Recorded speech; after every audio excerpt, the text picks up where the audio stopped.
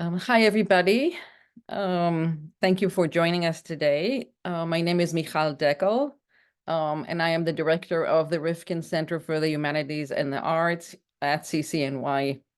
We're honored to have with us today Ambassador Daniel C. Kurtzer, the S. Daniel Abraham Professor of Middle East Policy Studies at Princeton University, and former United States ambassador, in case you wondered what country he represents, to both Israel and Egypt. There are a few U.S. Foreign Service men and women who have been in closer proximity to American-led Middle East peace initiatives over the past 4 decades. Aside from his ambassadorship, Dr. Kurtzer served as a speechwriter and member of the Secretary of State George P. Shultz's policy planning staff, Deputy Assistant Secretary for Near Eastern Affairs, and as Principal Deputy Assistant Secretary for Intelligence and Research. He was a member of the Middle East Peace Team for Secretary of State James A. Baker III and Secretary of State Warren Christopher.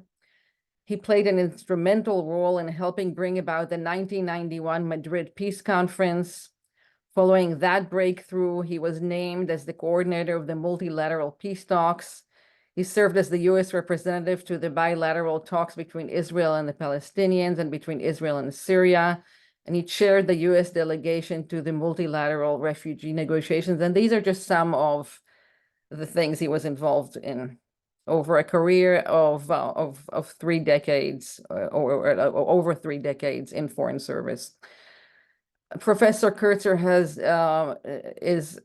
co-authored 2 books, Negotiating Arab-Israeli Peace, American Leadership in the Middle East, and The Peace Puzzle, America's Quest for Arab-Israeli Peace, 1989 to 2011. He edited the volume Pathways to Peace, America and the Arab-Israeli Conflict.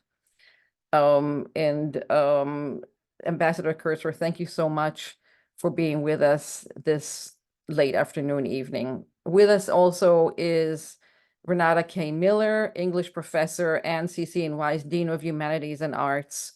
So Dean Miller and I will both be posing questions to Ambassador Kurtzer, and then we'll open the virtual floor to you at home. I ask that people write their questions in the Q&A, and I will read them out loud to Professor Kurtzer, to Ambassador Kurtzer. So thank you again both for being with us. So I will start with a very long question, as professors do. So of course, Ambassador Kurtzer, I'm tempted, of course, to ask you to comment on what the entire world has their eyes right now on, which is obviously the current moment. But I'm going to restrain myself because I would like you to take the long view, because you're one of the only people who can offer us the long view. So you began your career, as I understand it, and correct me if I have it wrong, in the American Embassy in Cairo in an exciting time during more or less the signing of the peace accord between Egypt and Israel, a moment that I personally remember well because I remember Sadat's visit to Israel when I was a kind of young schoolgirl and, standing outside waving the Egyptian flags. But very quickly afterwards, Sadat was murdered, was assassinated by the Islamic Jihad in Egypt. And since then, there's been a kind of roller coaster of peace talks and negotiations, multilateral, bilateral, secret, open, followed by bouts of extreme violence, including the murder of Israeli Prime Minister Yitzhak Rabin by an Israeli extremist. So maybe to begin with, and this is a big question, can you give us a quick overview of what up to this moment were the major peace initiatives, and perhaps just a little bit of a background about each one of them? Well, first of all, thank you, Mikhal, and thank you, Dean Miller and the Rifkind Center for the invitation to join you. The Middle East has had a number of inflection points, and perhaps one of the most significant in terms of our discussion this afternoon was the decision by Egypt, actually before the 1973 war, but it came to fruition after the 1973 war to make peace with Israel. Secretary of State Henry Kissinger at the time took advantage of a rather complicated situation following that war to negotiate two disengagement agreements between Israel and Egypt and one between Israel and Syria. And then President Jimmy Carter picked up that momentum and oversaw what became the Egyptian-Israeli peace treaty, including a rather dramatic summit at the Camp David presidential retreat, in which the president closeted himself with the leaders, Menachem Begin from Israel and Anwar Sadat from Egypt, and hammered out two agreements, one which became the peace treaty several months later, and the other was a pathway for Palestinian autonomy that they hoped would lead to some resolution of the Israeli-Palestinian issue. And this was an incredibly important moment because it really set the tone for almost all peace efforts that followed. There's a saying in the Arab world that you can't make a war without Egypt, and you must make peace with Egypt. And in that pivotal way, Egypt began the long process of helping Arabs change their position in the Arab-Israeli conflict. It took some time for Israel to change its position. Israel, after the 1967 war, had begun a period of settlement activity in the West Bank, Gaza, East Jerusalem, the Golan Heights, and Sinai. And it took some time and some effort to make a convincing case to Israeli leadership that the possibility of a breakthrough existed. And what brought about that breakthrough actually was, again, a situation following violence. In the late 1980s, there was an uprising by Palestinians in the occupied territories, was called the First Intifada. And following that, the administration of President George H.W. Bush and Secretary of State James Baker took advantage of the disruption in the situation in the region to negotiate and bring about the Madrid Peace Conference. Everything since then, since 1991, has taken one of two pathways. There have been a series of negotiations over these years, episodic. None of them has achieved a breakthrough yet to a full peace agreement, but actually substantial progress has been made over the years in narrowing the differences between the parties. The other pathway was adopted by largely by non-state actors, by Hezbollah in Lebanon, by Hamas and Palestinian Islamic Jihad in Gaza and parts of the West Bank. And so you've had this back and forth between peace efforts by the governments involved, by Israel and the PLO, which had reached mutual recognition in 1993, but interrupted all the time by the efforts of spoilers to disrupt the peace negotiations. So in a sense, what we're seeing today, it brings it up to today, is in one sense not unusual for Hamas to have attacked Israel on October 7th. What is unusual, however, is the scale and horrific nature of that attack. Israel had become, if I can use the word advisedly, accustomed to a certain level of terrorism, and the non-state actors had been accustomed to Israeli responses.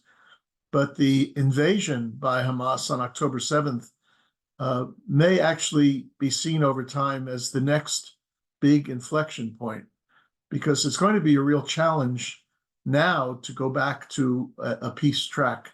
The Israeli people remains traumatized. A friend of mine said the other day that Israel is not yet in PTSD, they're still in trauma.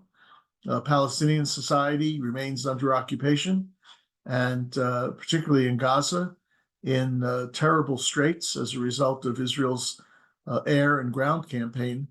And so to try to bring these two parties back to a situation where they can think about peace, let alone try to negotiate it, is going to be extremely challenging.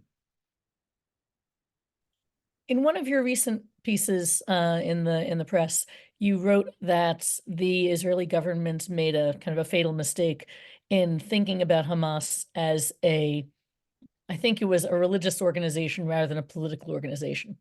Can you speak to the degree to which the conflict between Palestine and Israel is a religious conflict versus a political conflict, and has that changed over the course of your decades of work in the region?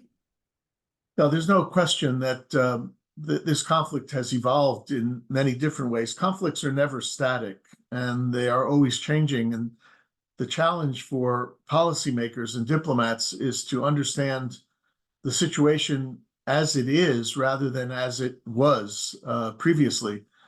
And so up until perhaps 20 or 25 years ago, it was possible to define this conflict largely as a conflict between two national movements for control over the territory that both of them saw as exclusively their own. But starting in the mid-1980s and then growing in its intensity, religion has now pervaded the two societies. On the Palestinian side, Hamas, Islamic Jihad are seen as the most dynamic elements as resistance to Israeli occupation. And on the Israeli side, the current Israeli government is an example of the religious nationalist appeal, even within Israel, since November of 2022, when Prime Minister Netanyahu formed his latest coalition. He brought in two extreme, we call them right-wing parties, but they're extreme religious nationalist parties. So both sides have really helped this conflict evolve into not only a kind of traditional clash over territory and sovereignty and control, but now a religion, which brings in an entirely different dimension, because normally in a conflict like this, you would have two stakeholders. You'd have Israel and the Palestine Liberation Organization, but you now have at least four stakeholders. You have Israel, the Palestine Liberation Organization, Islam, Judaism, and you also have a Christian population throughout Palestine, especially in some areas like Jerusalem and Bethlehem, that will want to have a say in how this conflict comes to an end. So it has certainly complicated the conflict resolution process.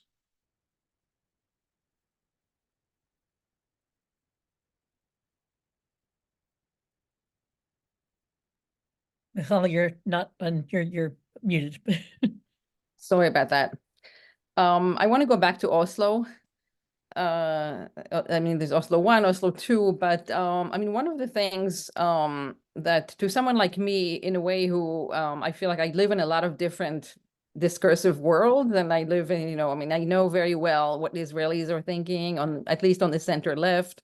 I know very well what my friends here in academia, basically on the left are thinking, and I know many people, you know, Iranians, Palestinians, and so on. And first of all, I think maybe now more than ever, people are speaking completely different languages that don't at all have any, I mean, where there's no meeting point. But to go back to Oslo, and then we can talk about that too. It seems to me like in public memory today, both on the Israeli and the Palestinian side, and also on the American left side, the Oslo agreement is remembered very badly. And as you said, I mean, there have been accomplishments along the way, but those have been basically, they're not heralded or remembered in any way. Mainstream Israelis today feel, I think, that they consented to retreating from 97% of the occupied territories, and in return they got suicide bombers in their major cities. Palestinians, and I think, you know, Edward Said, the late Edward Said, very much was a proponent of this view, felt like they were sort of being almost conned, and they were being conned into something that's less than a viable, cohesive nation state. which is interesting but I can still remember that moment of great hope. And interestingly, when I talk to sometimes Egyptian students or Lebanese students at City College, or I used to talk, they oftentimes say they remember it the same way. They remember it as a very hopeful, or their families remember it as a hopeful moment. So I'm wondering what you think, and were we all under an illusion during Oslo? Was there not in good faith, or not enough good faith, or was there no willingness to fight extremists on one side or on both sides? Or is there a world in which Oslo could have ended differently than it did? Most political events and other events are understood in the public mind by a headline rather than by the intrinsic nature of what happened. And so you now have this divide between those who think that Oslo remains valid as a method for trying to resolve the conflict, and those who say, well, Oslo failed, we have to find something else. And as with so many events that we study in the academy and elsewhere, it is extremely more complicated. What Oslo did was two things, essentially. It resolved the unresolved question of whether Palestinians could choose their own representatives in the peace process. At the Madrid Peace Conference, the only way to get to that conference was to have Palestinians attend in a Jordanian delegation.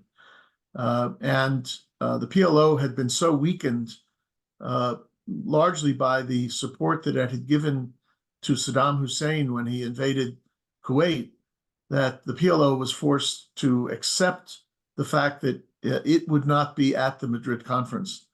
But we knew right after Madrid that not much progress was going to be made if the PLO was not involved, because they held the keys for basic decision-making within the Palestinian political community. And so Oslo was extremely important in having Israel and the PLO reach mutual recognition, where the PLO recognized Israel as an independent state, and Israel recognized the PLO as the representative of the Palestinian people. The problem, however, is in the very nature of that mutual recognition, because what Oslo didn't do was to help define the shape of what was to follow. In subsequent agreements between the two sides, they did indicate that they would try to reach a final status within 5 years, but there was no outline or shape or agreed agenda for reaching that outcome. And in the meantime, the behaviors, the actions of the two sides on the ground continued unchanged. So even though Prime Minister Yitzhak Rabin had announced that there would be no new settlements, he didn't stop the continuation of settlement activity. And settlements grew rather significantly at exactly the moment when Israel and the Palestine Liberation Organization, the PLO, were negotiating.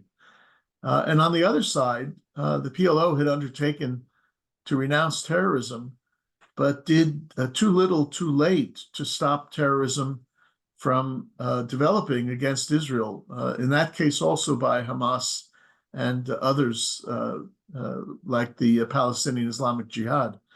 So you had this variety of outputs from Oslo, at least one of which, the mutual recognition, in fact, stimulated the negotiations that followed. But at the same time, those negotiations were handicapped very significantly by bad behaviors and bad actions on the ground. The last note I would make, I mean, it's very complicated. I've written a great deal about why Oslo failed, but one of the main issues in its failure was also the absence of leadership. Prime Minister Rabin was assassinated in November of 1995, and in the election that followed, Prime Minister Netanyahu came into power, who was committed to maintaining the Oslo Agreement on the books, but was certainly not committed to reaching a final status. And on the other side, Yasser Arafat, the chairman of the PLO and the president of the Palestinian Authority, in a sense represented what it's called in the literature the very charismatic revolutionary personality. He had brought the Palestinian people to this point, but was proving unable to move beyond it, in large part because the onus of governing was not something that he really wanted to bear. And secondly, the two issues that were to bedevil the peace process for so many years, the question of Jerusalem and the question of the Palestinian refugees, were issues on which he was not prepared to compromise at all. So the problem wasn't Oslo. The problem was the failure of leadership to follow through and take similarly hard decisions that brought about Oslo, while at the same time allowing the situation on the ground to deteriorate and to undercut what the negotiators were trying to do inside the room. I was at a conference a few years ago in Jerusalem, and there was a woman who had been in the Palestinian negotiating unit. They call it the Negotiation Support Unit in Ramallah. And she, in her presentation, she said that she was much younger in those days, and she was quite excited by what was happening, living at home. And she would go home every day and say to her mother, you know, we made this progress, we made that progress, and we developed these talking points and these creative ideas. And her mother would pull back the curtains and say, well, what did you do about that? Pointing to the expansion of a settlement across the road.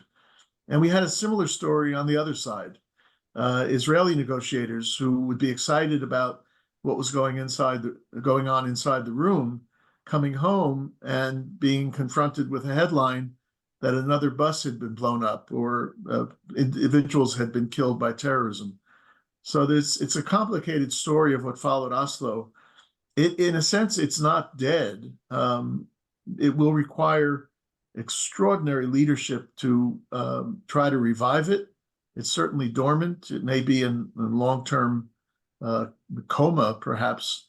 But so far, there's nothing that's come along to replace it. And therefore, until something comes along to replace it, we need to use the tools that are at our disposal. You've characterized the Oslo talks as a bilateral process that the United States was, for all intents and purposes, excluded from, and that the final, Oslo Accord was announced on the White House lawn, but the United States was not a broker in those conversations. Would it have made a difference if the United States had been involved? And can that perhaps speak to where you think we should be right now in the conflict? Well, we certainly don't know. It's one of those counterfactuals that they're fun to play with in the classroom, but we just don't know. I can tell you that in the period when Oslo was hosting the secret negotiations, the Israelis and the Norwegians kept us briefed. Actually, I was the person that they contacted, and we knew what was going on inside the room, but we didn't have a mandate to feed back ideas. I did on my own for a short while, but it was clear that the administration, the Clinton administration, wanted to leave this in the hands of the two parties, with Norway hosting. Now, at the same time that Oslo was being negotiated, there were Palestinian-Israeli negotiations in Washington as well, the more formal public track. And the United States did participate in that track. And in fact, I guess it was June of 1993, we put forward a very ambitious declaration of principles that was far stronger than what was being negotiated in Oslo. But both sides by that time had focused on Oslo and paid no real attention to the draft that we put forward. And I mention this because while it's a counterfactual to ask the question, would we have done better had we been involved? I can say with a great deal of confidence that had we been involved and had we put forward the draft that we had developed in June of '93, that was based largely on what we were hearing from the parties and what we understood needed to be done to get to a point where they would start to bridge differences, would have made for a much stronger agreement at the end of the day. The Oslo Agreement itself was substantively, politically, it was very important, no question, but substantively, it was relatively weak. And I think that helped bring about the perception that it wasn't as effective as it might have been. So if you say that there's no other solution on the table, Ambassador, but at the same time, it seems to me that the two-state solution, I mean, that's not something that we hear from either side at this point. I mean, I think on the in Palestinian circles, it seems to me that the rhetoric that we're hearing is a lot more. I mean, it's sort of shifts between Algeria and South Africa, I would say, at least in what I'm hearing. And on the Israeli side, there is some component of the country that thinks that just doesn't see the other side anymore, basically, at all.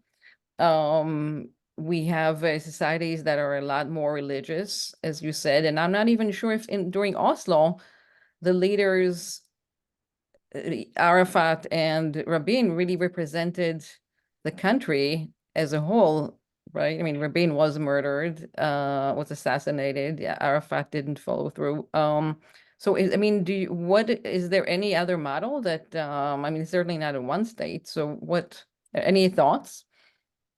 Well, you know, Mikhal, leaders lead. And I would be very hesitant to say that at Oslo, Rabin and Arafat were not the leaders. What failed after Oslo was the efforts by the spoilers in both communities to undermine what the leaders had defined as the direction that they wanted their political system to take. Now, the reality today, as I noted at the outset, both societies are very conflicted on this question of where to go and what to do. And frankly, neither side has done any preparation for the day after. At some point, this war will wind down and we'll say it's come to an end. But neither society, neither Israel nor the Palestinian Liberation Organization, have thought about how you move from the situation today to something different. Now, here in Washington, the administration has been working on this almost from day one. They've reached out to some of us on the outside, and we've been informally part of the effort to try to think about that day after. And part of that day after involves not just the reconstruction of Gaza, which is an imperative. People need a place to live. They need assurances, access to water and food and shelter, and they need assurances of their safety and so forth. But that's not going to be enough, because if all we do is reconstruct Gaza, as we did after the 2014 war, we're fating our children to another war, whether it's in 5 years or 4 years or 10 years. We will have not done anything to deal with the underlying issue, which means that you need to think about where this goes. Now, the two-state solution or outcome, which has been on the table now for many decades. In fact, it preceded the existence of the State of Israel. It was first formulated as a form of partition by the British mandatory authorities in the 1930s, and then the UN partition resolution of 1947. So everyone who's looked at this conflict has basically said, two states may not be the best outcome, but it's way ahead of whatever else is out there.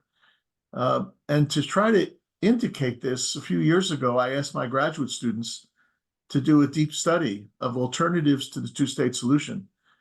And they told me on day one that they were not going to try to prove that the two-state solution was the best outcome. They were going to try to prove that there are other viable outcomes.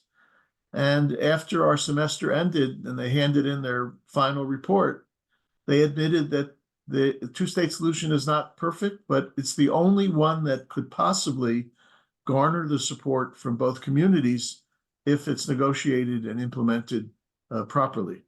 So, there's an expression in the Middle East, something isn't dead until it's dead and buried. Two-state solution may look dead, but it has not yet been buried. And so ideas that we're reading about, there's a book out recently called The One-State Reality, which as a picture, as a photograph of the situation on the ground is quite accurate. But as a prescription for how to move ahead, it makes no sense because Israelis and Palestinians are not living together well currently, and they would not live together well in a one-state outcome. So why are we even thinking about putting these two people, both of whom or each of whom wants independence, trying to force them into one polity that will only ensure intercommunal strife? So we end up with the two-state solution willy-nilly, and I think that's the challenge for leaders. Right now, we don't have them in the region. Some of us are trying to promote the idea that American leadership can play that role. I had the great fortune in my career of working for administrations that took this seriously, the George H.W. Bush administration, Secretary of State James Baker. There's no reason why we couldn't do it again. Politically, it's challenging, but in terms of policy, it's really the way to go. I think there's a follow-up question in the Q&A that kind of drills down on that. Barbara Sirakos, a faculty member and the professor of history, asks, consociational system, any chance? So the United States Institute of Peace, of which I've been a chair of some subcommittee for a long time. I can't even remember the name of my subcommittee because we meet, but we don't really have a name. We started a project about a year ago on issues like the consociational or even federal or confederal systems. And we were about to have a big conference in November, but of course that's all put on hold. It made no sense to do it. We're examining it. We're going to see whether or not there are ways of building off of these ideas. The problem with most of the alternative ideas, other than the one-state system, which I don't think we're not looking at that at all, but the problem with almost all the other ideas is you almost have to start with two states, that where the two peoples can make an independent sovereign decision to work together, whether consociationally or confederally or federally. But it's hard to negotiate into, for example, a confederation without having an independent decision by the two national movements. Now, we're grappling with that. When we come back to it after this war winds down, we'll take a look at it. So I don't want to say it's not possible, but in our earliest deliberations, it's been challenging to avoid two states, even if it's, kind of you negotiate two states that immediately turn into something else. That may be the way to proceed, but that tells you it's twice as hard because you're negotiating two states and you're negotiating the successor, whatever, confederation or consociation. Do you see so you see this as a problem of leadership, not as a inherent problem to the people themselves of the region? I mean, I have to say that like many of us, I'm more pessimistic than ever. I mean, if we look at Oslo, there are many more settlements now than there were during Oslo. There is a degree of religiosity is a lot greater on both sides. I mean, can a leader, do you feel like there could be leaders that could take these populations forward? I will never argue that it's 100% attributable to leadership or the absence of leadership. But if you ask me for the one element that I want to have moving into the next phase, it's leadership that's ready to explore these ideas. If you don't have that leadership, then you won't have followership, and you won't have a situation where the two populations will be given a choice of what to do. You know better than I, in the history of the state of Israel, its entire history, only one election has been contested on the question of peace. That was 2006 with Ehud Olmert. Every other election was involved with security or economics or Israel's standing or personalities. So the Israeli people have never, in effect, been confronted with the hard realities of, what they faced before October 7th, and what they're facing after October 7th. And the Palestinian people have only had one serious election in their entire history in 2007. And Hamas emerged victorious for a lot of different reasons, but that election was not contested about peace also. It was largely a result of PLO corruption and mismanagement of its governance and so forth. So unless you get leadership that's ready to say to the Israeli people and the Palestinian people, ladies and gentlemen, we're going to have to move in a different direction if we want to avoid a forever war, then that's what we're going to have, is a forever war. Now, unfortunately, and I say this advisedly, unfortunately, the two sides have become accustomed to having something come in from the outside. Well, maybe the Americans can produce it, or it's the Americans at fault. And I've been saying for years, we have interests and we should have a policy, but it's not our dispute. It belongs to the people out there.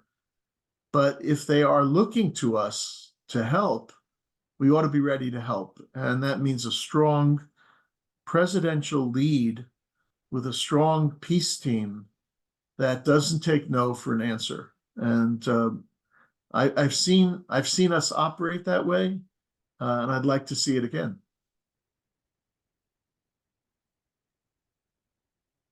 So, Renata? No, that's No, okay. I'm thinking. So is who is that president? Who is that American president? I mean, Biden could take that role, you think? It's easier to think about Biden taking that role after November 7th or whatever the date of our election. It's very hard in our very broken politics to think that the president is going to try to do a transformational policy with respect to this issue. He's facing pressure from progressives within the Democratic Party. He's facing pressure from the Arab American community for the support of Israel. He's facing pressure on college campuses from people who 2 years ago were motivated to register to vote and now may because they're not happy. Republicans are ready to pounce on the president, but they're not in any way or shape or form interested in moving this forward. So you end up by a process of elimination looking to Joe Biden. Probably not doing transformational policy before November, but why not after November when he is not seeking re-election and he's got at least 2 to 2.5 years before our eternal election campaigns start again. And it would be a chance to try to do something quite challenging, but quite rewarding if it can move the needle a little bit forward.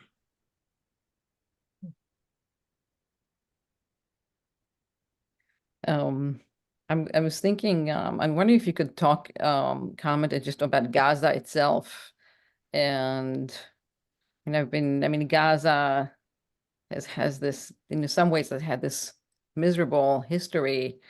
If it was under Ottoman Empire and British Empire, then under Egypt, when Israel entered Gaza in 1967, actually the Gazans would like threw rice and flowers on the, you know, to welcome the Israeli soldiers because they felt liberated from the Egyptians. That's changed. Then you know, it was kind of handed over to somewhat to the PLO. Then Hamas came to power, and Israel put a blockade on Gaza. And we had those level of exchanges that you talked about, and finally the 7th and the war now. I mean, could Israel have had a different policy on Gaza that would have prevented what has happened now? I mean, what do you make of this? These last I guess over 20 years of Netanyahu leadership, more or less, and a certain kind of direction. You know, one of the things that I say, I haven't taught this conflict often, but when I have, or in some of my public statements, one of the things that I emphasize at the outset is the necessity of maintaining two very different narratives in your mind, which are totally at odds with each other, but in many ways totally valid. And thinking about Gaza or this war or the larger Israeli-Palestinian issue, you are constantly confronted with this duality of narratives. And you end up almost thinking like you're at a tennis match, because if you tend to lean towards an Israeli side of an argument, next thing you know, you're at the other side of the court and you're leaning towards a Palestinian side of the argument. And I start that way because, you know, Gaza is both an important issue in and of itself, but it's also symptomatic of a larger problem that that Palestinian political society has faced since the 1930s, and that is fragmentation and an absence of leadership.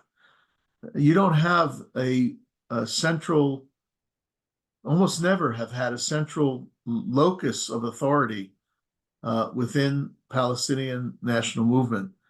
The PLO is the closest that they've come, but the PLO was outside of Palestine for many years and only came back after Oslo. And then the PLO is now fragmented itself because you have Palestinian leadership, whether they're Hamas or not Hamas, in, for example, Doha, or in the camps in Lebanon with large Palestinian refugee populations. So Gaza is symptomatic of this larger problem. And it's also symptomatic of what an Israeli author has called plausible missed opportunities, which is, he did a fascinating study, not on counterfactuals, in other words, the what ifs, but rather the moments when something actually was proceeding to happen and then something went wrong. And we try to understand what it is that went wrong. And I'm pointing specifically to the 2005 Israeli disengagement from Gaza, which I know well because it happened during my time as ambassador in Israel. And everybody did everything wrong. Prime Minister Sharon wanted to leave Gaza and to use it as a test case for whether the Palestinians could govern it peacefully, but almost until the last minute engaged in no coordination with the PLO, with the Palestinian Authority. And it was almost like, you know, walking through the fence and then throwing the key back over the fence and saying to the Palestinians, okay, take over, which, you know, was very challenging for an authority that was already living under occupation to now take on these new responsibilities. And on the other side, the Palestinians didn't take on the responsibility.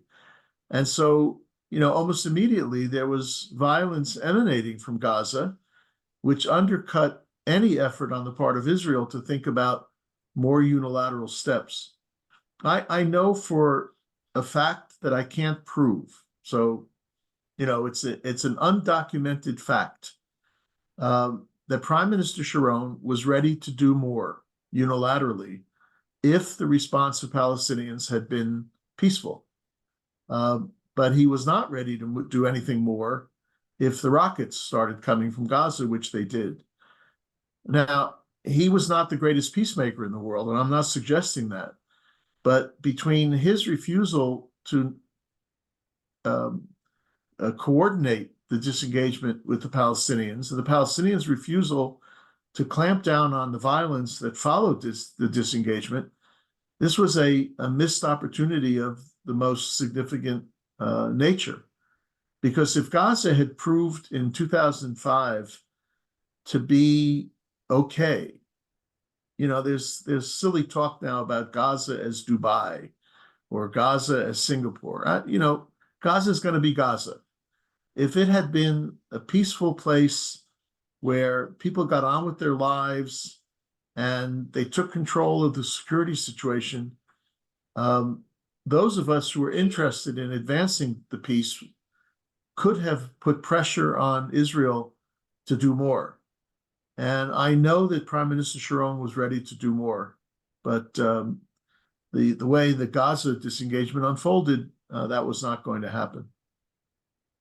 So you said Prime Minister Sharon was not the best peacemaker, and something that comes out in your book, The Peace Puzzle, is how significant personalities are in the process of diplomacy.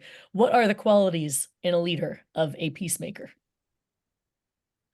Well, there are, the literature has a long list, and when we study leadership, I tell my students, don't get bogged down by the list, because everybody has a list, vision and organization and followership and all the rest.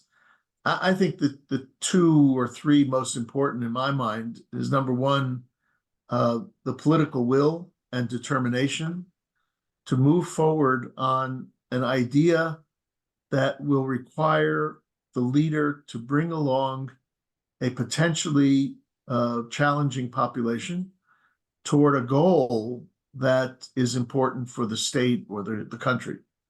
So you have like 3 elements there and they all rest on determination and will. I'll just tell you one short story. And when we were in the process leading up to the Madrid Peace Conference in June of 1991, Secretary Baker had been on, I think at that time, 3 or 4 shuttles and sent a letter to Prime Minister Shamir of Israel and President Assad of Syria. And I'll tell you that they were tougher than the leaders that you're dealing with today. Both of them, much tougher. And both of them said no. Baker asked, for agreement to go to a conference. Baker convened us, his peace team. We were demoralized. And he said, don't be demoralized. We're going to work through the summer because we're not going to take no for an answer. And, if you want an injection of adrenaline and, fuel, that's what you want to hear from your policymaker, that you're going to keep going and you're not going to take no for an answer. And it required, I don't recall any time off that summer at all, because we were constantly engaged with President Assad of Syria. He was using the opportunity of this moment to try to extract more from Baker. And Shamir was trying to do the same on the other side. But Baker had established a number of firm ground rules that both sides would know what he was doing. He was not prepared to change American policy in any direction that would be unacceptable to one or the other party. And there was a great deal of transparency. So, in a sense, they were constraining elements.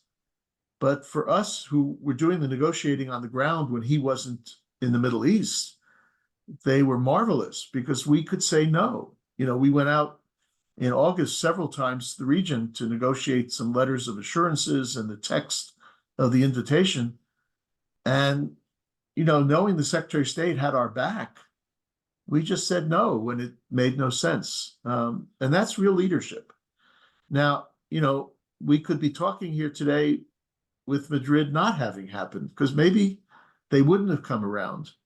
To be sure, there were international and regional reasons why Bush and Baker came to this with a great deal of power. Soviet Union was about to collapse. The United States had marshaled an international coalition to push Iraq out of Kuwait. So we had a lot of things going for us, which don't always present themselves. But if we had not had that leadership, you get a no from two leaders, we could have walked away because President Bush had other stuff to do besides the Middle East. But Bush and Baker said no. We're not going to take no for an answer. We're pushing forward. We have some questions from the audience. One is, can you say something about the conduct of the war itself and the way it's being waged on both sides, Hamas, Israel, and how you see it as influencing the possibilities of peace? Yeah, there was an interesting article the other day in the New York Times by David Brooks. It was entitled something, how should Israel have conducted the war, something like that.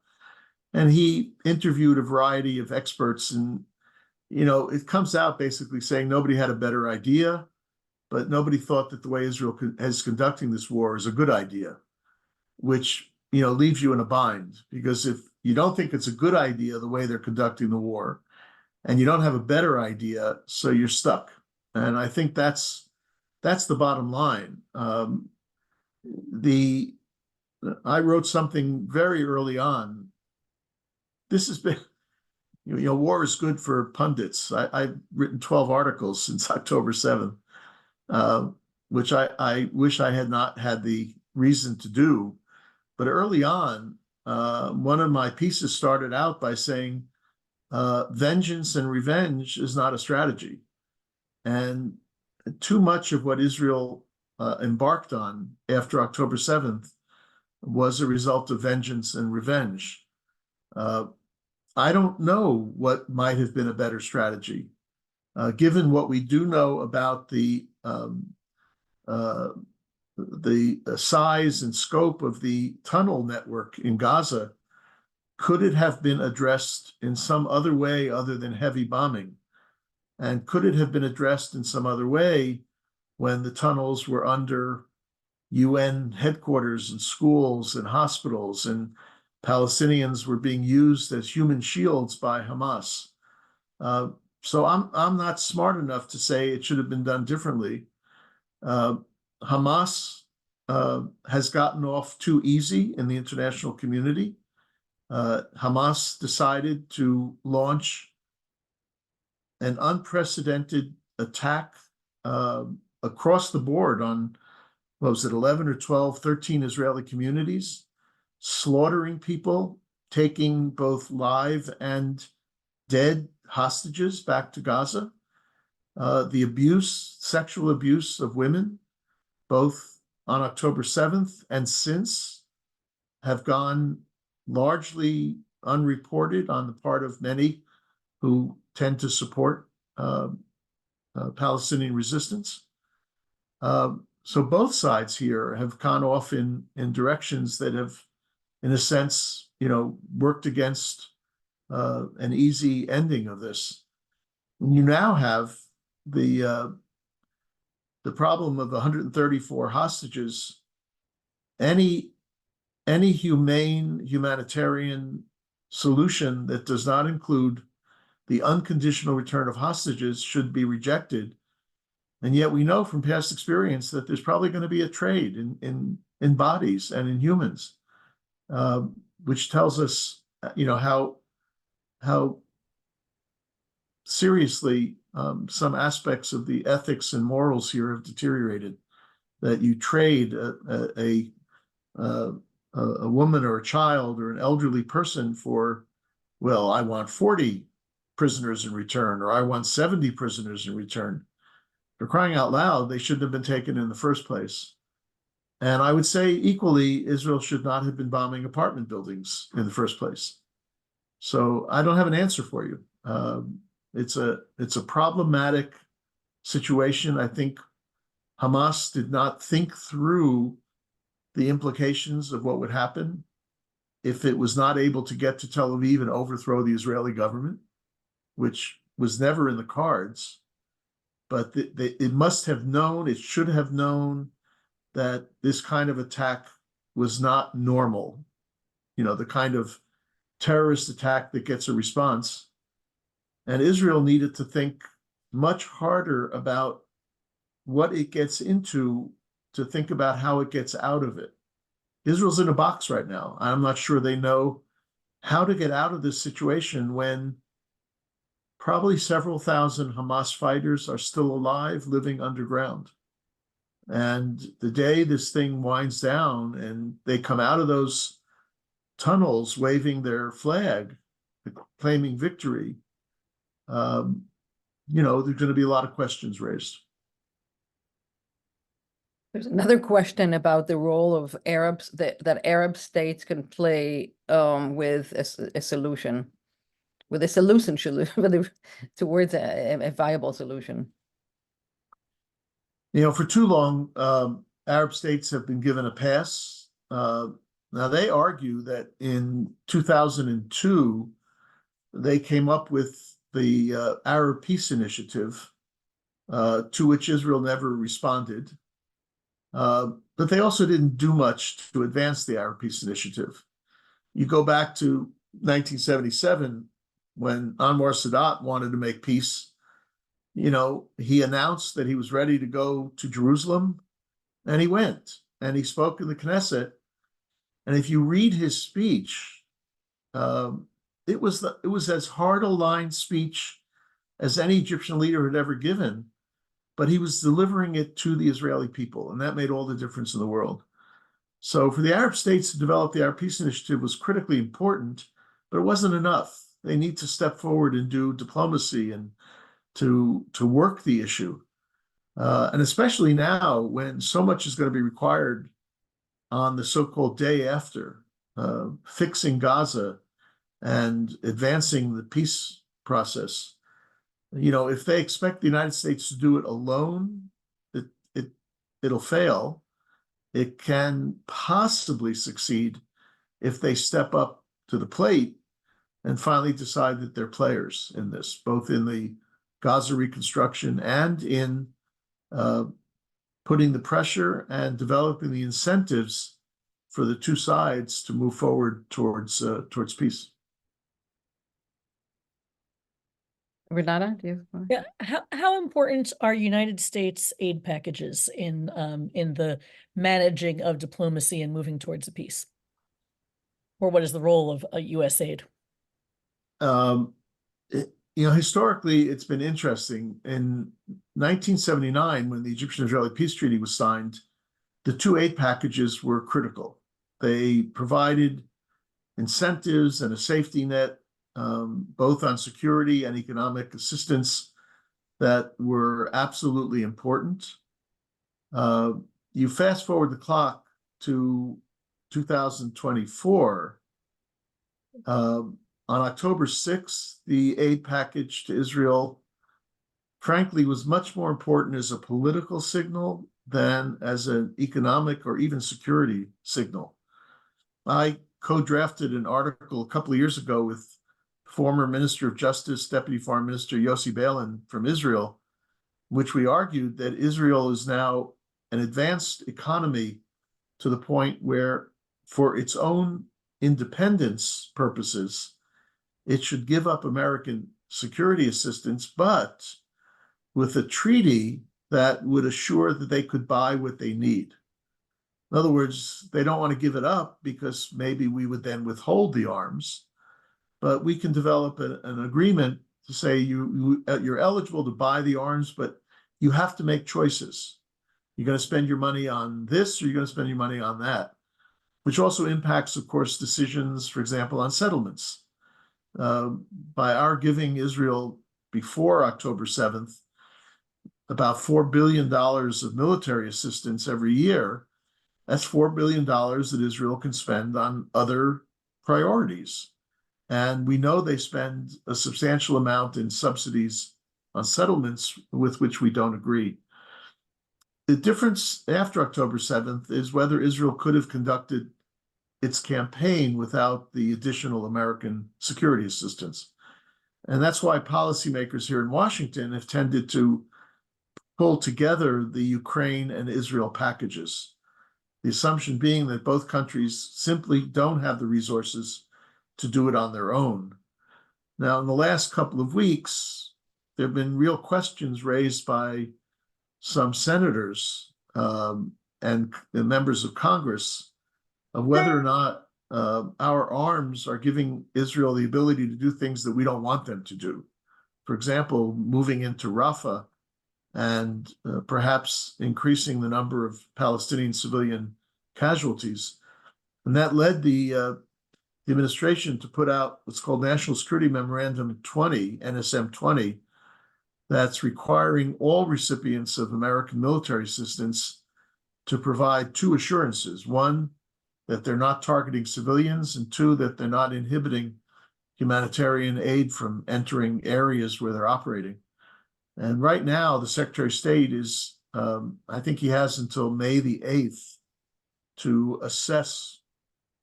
I think there are 8 or 9 countries have had to submit these documents. And the Secretary of State has until May 8th to decide whether or not the recipients of American aid are living up to these requirements under U.S. law. So it's different after October 7th. We've always had requirements that our aid be used consistent with international law. But now that this war is on the front page for 6 months, it's become a very different political issue in Washington. And there's a question from the audience. What are your thoughts on the amount of humanitarian aid going into Gaza? Well, it's not enough, and we actually have a very strong team trying to make it be enough, but there are some unavoidable logistical issues, and there are still issues with the degree to which Israel requires the checks on what goes in and what it prevents from going in, for example, dual use items. What constitutes dual use? So over the years, there were some times when Israel would stop cement from going into Gaza. And everybody, cried foul, saying, well, how are they going to build houses? Well, it turns out they built tunnels with a large part of the cement. There was an estimate the other day that well over $1 billion of assistance to the Palestinians was diverted for the tunnels.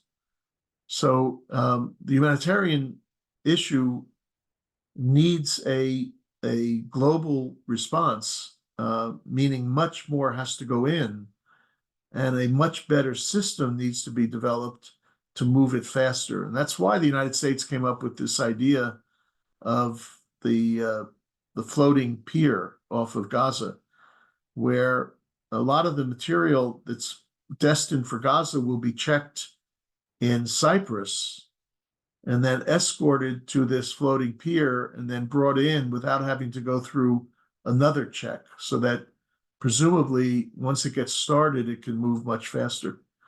But the humanitarian situation is dire. When different agencies tell you that they're on the cusp of famine, this is no longer a question of whether, but a question of how much can get in.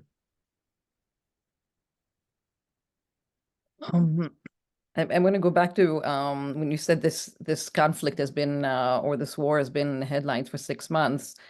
One of the things that's different between Oslo and now is social media.